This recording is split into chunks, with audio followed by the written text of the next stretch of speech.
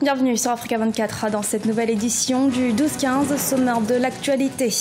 Incertitude autour de la tenue des élections en République démocratique du Congo. Les inscriptions sur les listes électorales se poursuivent, mais les Congolais sont toujours dans l'attente d'un calendrier électoral. La mise en place d'une force commune du G5 Sahel était au cœur des discussions ce lundi à Bamako. Une aide de 50 millions d'euros pour la création de cette force a été annoncée. La force abritera 10 000 soldats pour lutter contre la menace djihadiste.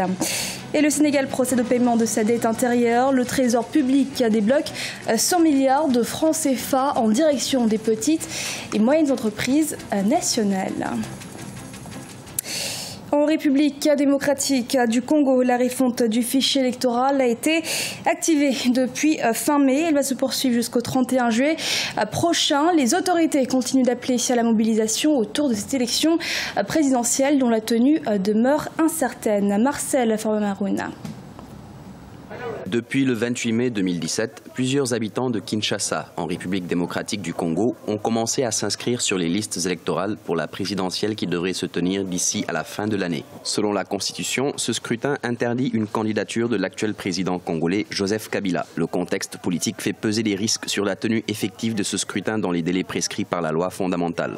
Avec ce qui se passe ici, on connaît notre Congo et la façon dont les choses sont en train de dérouler, c'est, pour ne pas dire impossible, ça serait un miracle si ça serait le 31 décembre 2017. Ça serait vraiment un miracle. Premier producteur de cuivre en Afrique, la République démocratique du Congo pourrait subir de lourdes conséquences socio-économiques si la situation ne venait pas à s'arranger. Mais au niveau de l'opposition, la sérénité règne en maître, comme c'est le cas de l'Union pour la démocratie et le progrès social, principal parti d'opposition. Nous avons dit, c'est depuis le mois de mars que le secrétaire général de l'UDPS avait signé une circulaire demandant à tous les militants, partout où ils se retrouvent, de se faire enrôler. C'était un appui aussi que l'UDPS a apporté à la CENI. La CENI n'est pas seulement une affaire de la mouvance kabiliste. La CENI, c'est notre affaire. Nous, à l'UDPS, nous sommes un parti politique qui lutte dans la non-violence, qui se prépare pour gagner les élections. Décembre 2016 marquait la fin du mandat constitutionnel du président Joseph Kabila. Le chef du Parti du peuple pour la reconstruction et la démocratie nomme de nouveaux membres d'un gouvernement dit d'union nationale issu d'une partie de l'opposition. Entre-temps, plusieurs manifestations ont sévèrement été réprimées par les forces de l'ordre. L'avenir politique de ce pays d'Afrique centrale semble encore incertain. Les ministres des Affaires étrangères du Burkina Faso, du Niger, du Tchad et de la Mauritanie se sont retrouvés ce lundi à Bamako, au Mali. Au cœur de cette rencontre du G5 Sahel, la mise en place rapide d'une force conjointe destinée à lutter contre le terrorisme. Reportage de Mokhtar Bari. La force conjointe du G5 Sahel se précise. Réunie au Mali du 5 au 8 juin, les ministres des 5 pays membres se sont penchés sur la concrétisation de la résolution 001, adoptée le 6 février 2017 par les chefs d'État, instituant la mise en place immédiate d'une force conjointe à même de contenir les menaces terroristes qui planent sur la zone. Le financement de cette force constituait un problème. Cette rencontre a vu la participation de Federica Mogherini, vice-présidente de l'Union européenne qui a apporté tout le soutien de son organisation, après l'aval de l'Union africaine. Ce sont 10 000 hommes composés de militaires et policiers qui investissent la zone située entre le Mali, le Burkina et le Niger. L'Union africaine a été saisie pour nous permettre d'avoir un mandat de l'Union africaine et assurer la cohérence du déploiement de cette force avec l'architecture africaine de paix et de sécurité. Ça, c'était le premier élément. Ça, le 13 avril, nous avons eu ce mandat de l'Union africaine. L'autre étape maintenant, c'est de pouvoir disposer d'un mandat du Conseil de sécurité des Nations Unies, parce qu'il s'agit de déployer une force qui va avoir un impact sur la paix et la sécurité de l'ensemble de la région. Pour les pays membres du G5 Sahel, la lutte contre le terrorisme concerne toute la communauté internationale. Consciente de la menace, l'Union européenne a décidé d'apporter un soutien financier à la force conjointe à hauteur de 50 millions d'euros. On partage la même région du monde. C'est clair que ce qui se passe ici au Sahel a des conséquences en Europe et l'inverse aussi est vrai. Et c'est pour ça qu'on a commencé depuis 2 ans à travailler vraiment ensemble sur les domaines de la sécurité, sur le domaine du changement climatique, sur le domaine du développement soutenable. En marge de ce Conseil des ministres, 75 jeunes de l'espace G5 Sahel et d'Europe ont échangé avec les ministres et Mme Mogherini sur le rôle qu'ils peuvent jouer pour endiguer l'extrémisme violent. Prochain rendez-vous, le 2 juillet pour un sommet des chefs d'État du G5 Sahel à Bamako. Et toujours au Mali, le projet de révision de constitution fait toujours polémique. Ses détracteurs ont prévu une marche ce jeudi. C'est le 3 juin que le projet a été adopté. Il devrait faire l'objet d'un référendum en juillet prochain. Ce texte prévoit la création d'un Sénat dans lequel les futurs membres seront désignés par le chef de l'État. L'opposition y voit un moyen de renforcer les pouvoirs autocratiques du président.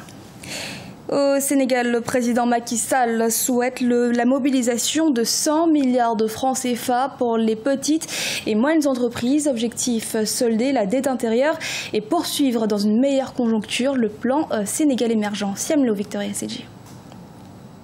Après avoir réussi à mobiliser 660 milliards de francs CFA récemment sur le marché international de la dette, le gouvernement du Sénégal entreprend une opération visant à apurer une partie de la dette intérieure. Le paiement de 100 milliards de francs CFA ordonné par le chef de l'État Macky Sall pour régler la dette dans le secteur privé est effectif au Trésor national.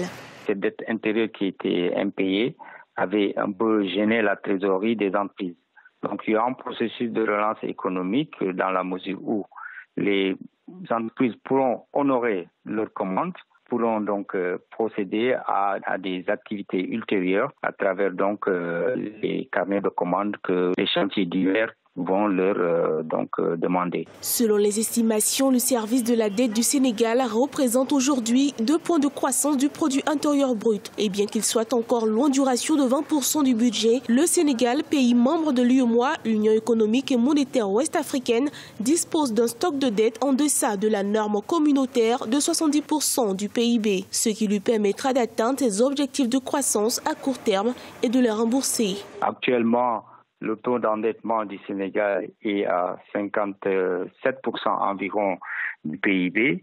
Et donc, ce n'est pas le pays le plus endetté de l'Afrique subsaharienne. Donc, c'est un taux qui est compatible avec ses finances publiques. À noter qu'un premier montant de 200 milliards de francs CFA avait été annoncé pour le règlement de la dette intérieure du Sénégal. Les efforts du gouvernement en termes de renforcement du partenariat public-privé constituent pour plusieurs analystes l'élément catalyseur permettant de soutenir l'essor du secteur privé et stimuler le développement socio-économique sur le long terme.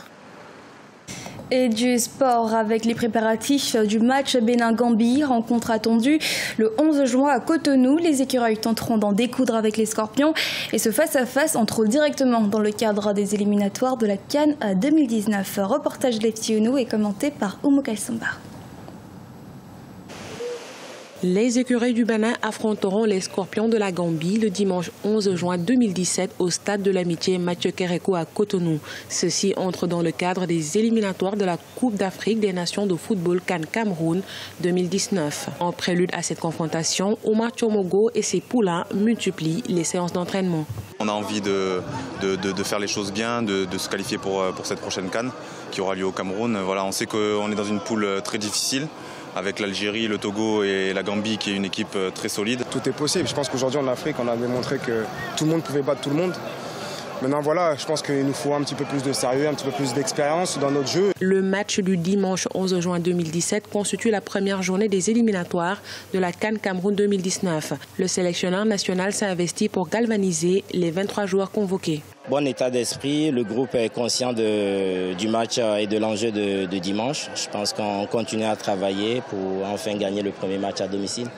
Le Bénin se trouve dans le groupe D avec l'Algérie, le Togo et la Gambie. Le Togo recevra à domicile l'équipe nationale du Bénin au cours de la deuxième journée prévue du 19 au 27 mars 2018. Les écureuils rencontreront en aller-retour les Fennecs d'Algérie les 3 et 11 septembre 2018. Rappelons qu'au cours des matchs amicaux, le Bénin a été respectivement tenu en échec par les formations du Congo et de la Mauritanie. Ce journal a été réalisé par l'ensemble de la rédaction. Merci de votre fidélité. Restez sur Africa 24 pour un nouveau rendez-vous de l'actualité.